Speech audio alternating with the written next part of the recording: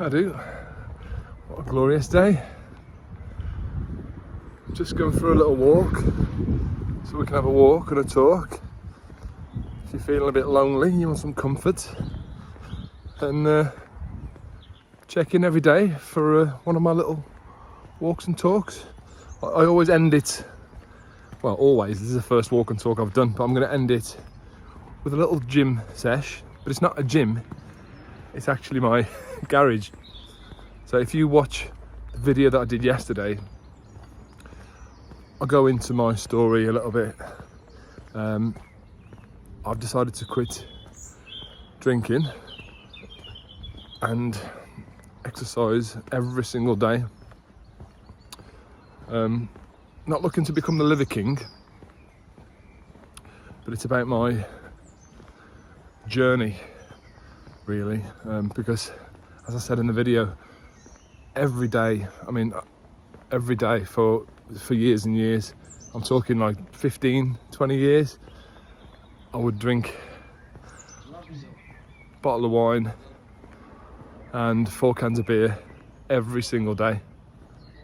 It's not the most, I need to refer to myself as an alcoholic then. It's not the worst story of, binge drinking I've ever heard of, but it's a lot, though, isn't it? Especially when you're 40 and you've got kids to think about. I didn't get blottoed, I didn't get absolutely smashed. I don't like the feeling of being drunk. I get a bit tipsy, get to bed. I'd still be up for 6 in the morning with the kids, but I wasn't the best I could be. Do you know what I mean? And you're not going to be, are you? If you're drinking that much every day, you're not going to be at your absolute best. Guys, just playing golf here, look. What a gorgeous day to play golf. I wish I played golf. Actually, no, I don't wish I could play golf at all. What did Churchill say about golf? It's a perfect way to spoil a good walk. Best way to spoil a good walk or something like that. I don't know, he said a lot of things, didn't he? Yeah, so, and this walking is not sort of a new regime of mine. I've always walked, always. Even when I was back living at my mum's in my teens and 20s, I'd go for a walk every single day. Oh, car coming. Don't know why, it's always been my thing. So this car passed. I follow Liam Gallagher on Twitter or whatever it is, and he enjoys running, and the way he described running was a bit like how I think about walking. He says after he's had a run, he feels like he's a pack of cards that's just been reshuffled back in order, ready to play. I love that analogy.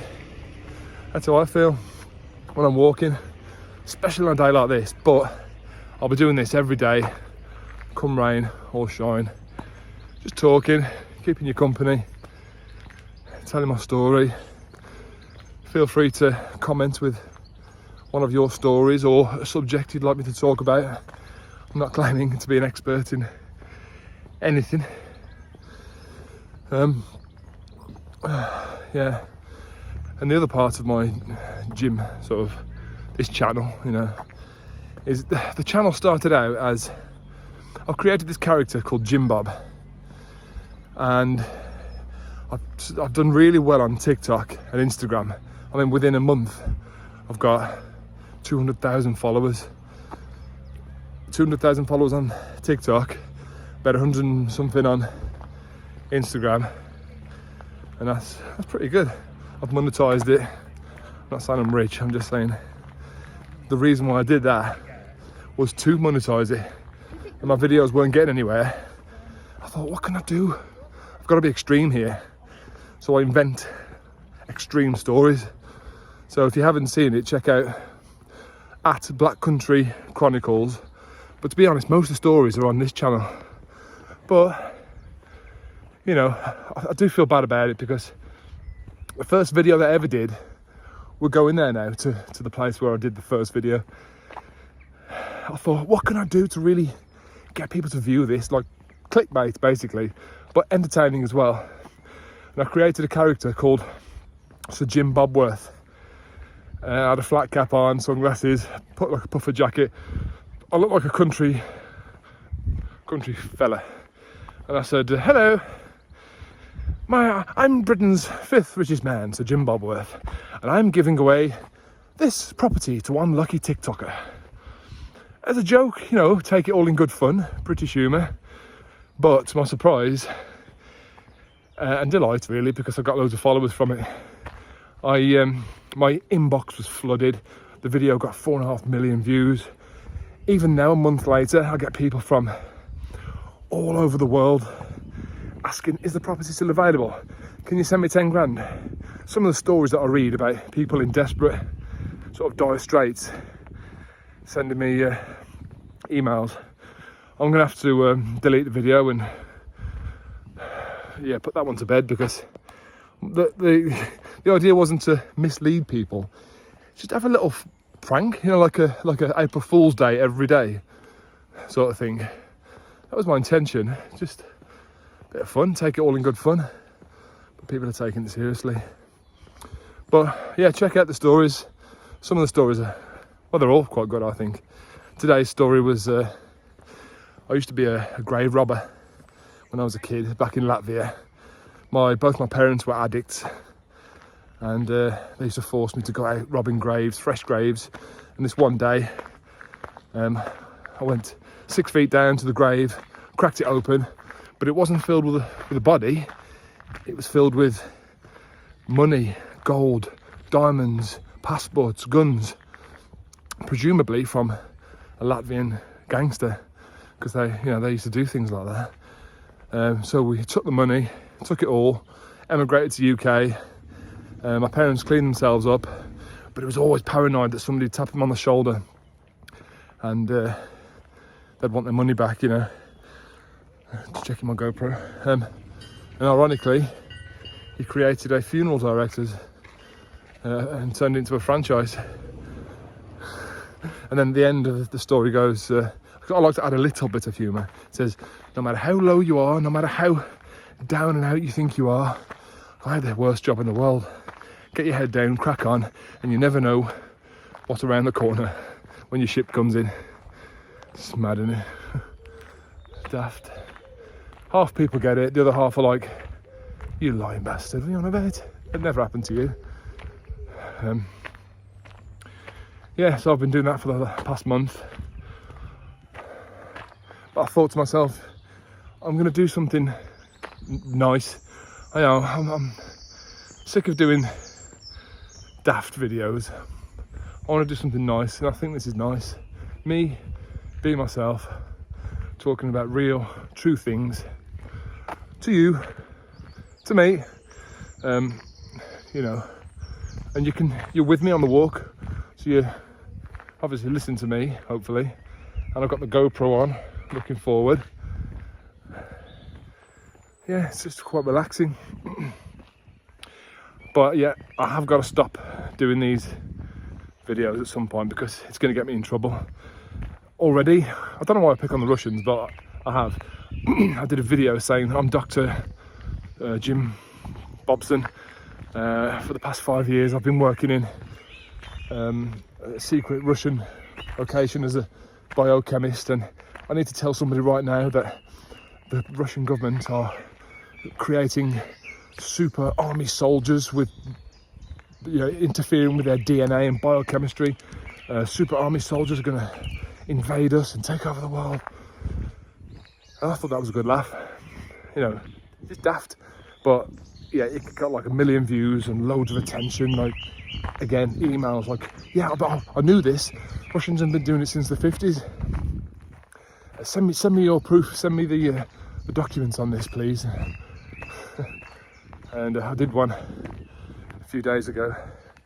Russians again. Sorry, I like Russia. Well, I've never been to Russia, but I like Russians. What was it now? It was. Oh yeah, that's what it was. Russian scientists they now know what happens after you die. They created a machine, like an interface to your mind, where this machine adds a code into your DNA and electricity and whatnot, and your soul. And when you die, wherever your soul and electricity goes to, this computer can track your soul, just like it does with a like an Apple AirTag sort of thing. And this one volunteer, his soul, once the computer's refreshed, ended up in the furthest known galaxy. I gave it a proper name, the proper galactical name, like UV7.2.2, whatever, which was like 14 billion light years away. Why is it there? Do we all go there? And that got millions of views. It was picked up by CNN News in America. Some guy tweeted it. It's got like 10 million views. I worked out how much. I typed into ChatGPT, if I could monetize Twitter, how much would, back then it was 6.5 million views make me. It was 32 grand. Bastard. And I signed up to Twitter, hoping to monetize it, sent out a couple of my videos, but I've got like 2 followers. Twitter is hard, really hard. But does anyone use Twitter these days? I don't know. Oh, we're at Bobworth Hall nearly. It's not Bobworth Hall, it's actually Beauchief Manor, or Abbey Lane, Beauchief Manor, Sheffield, which is where I live, despite my accent. Yeah, so I was here. The trees have grown a bit now, but I was here and I says, would you like to win Bobworth Hall? If you're watching this, I'm really sorry if you entered the competition. I didn't take anyone's money or anything like that. I wasn't robbing people, I just wanted to wind them up, get some views and followers. Oh, please subscribe to this, by the way, because I'm going to do this every day. And the more subscribers I get, I don't know, the longer the videos will be, the more frequent they'll be. Walking and talking with Jimbob. So if you've got anything to say, just comment. And thanks for watching the whole thing. This is beautiful, isn't it? This is why we moved to Sheffield, because I love it, absolutely love it. It's the greenest city in the UK. We moved from, well, I was born in the Black Country, if you know where that is. It's in the Midlands, Dudley. Moved to Moseley, Birmingham, when we were, well, I first moved in with my girlfriend at the time. I was 30. And then, yeah, didn't want to raise kids in Birmingham, so moved to Sheffield, which is where my wife is from. Absolutely love it. So, yeah, if you've got a subject for me to talk about, or you want me to tell your story, then let me know. If not, I'll just keep you comforted while waffling on a little bit, just telling you about me, and stories and whatnot. Yeah, oh, by the way, yeah, that's what I didn't finish my story about the, yeah, I'm going to get myself into trouble one of these days, because I told that story about the Russians. I have 2 stories now, and my mate says, you need to be careful with this fucking Russian thing, because it's getting millions and millions and millions of views all around the world. It's been picked up by news agents. People have approached me saying, from Lads Bible and news outlets, saying, can we buy that story off you? I was approached by a fucking Canadian radio station called Kiss, saying, can you come on and tell that story? I said, mate, it's bullshit, please, don't arrest me, don't deport me, it's bullshit. He's like, oh, okay. I should have just gone on and just, because he didn't ask, he didn't say, is it true? So I should have just said, yeah, I'll tell the story. And then after it was broadcast, you didn't know it's not true, didn't you? Read my bio, pathological liar. I'm not a pathological liar, but Jimbob is. Yeah, so one of these days, I'm going to expect a bloody tap on the shoulder and someone inject me in the arse with Novichok, or whatever you call it. What the Russians use to kill people. Finsbury Park. Do you remember that one? Anyway, that's enough from me. let's do some weights, yeah? Oh yeah, if you haven't watched the other video, another part of the, at the end of every video like this, to continue on my journey of, you know, getting ripped and fit and have all the girls chasing me, I'm gonna do some exercises in the garage. Feel free to do them with me. I haven't got any weights. I don't want any weights anyway. I'm not gonna go to the gym either. Don't want to be one of those fucking wankers. I'm gonna use gas bottles, fucking chairs, tables, like gazebo weights that I've got, and the good old press-ups and sit-ups and squats and stuff like that. So yeah, come on, get your shorts on, let's crack on.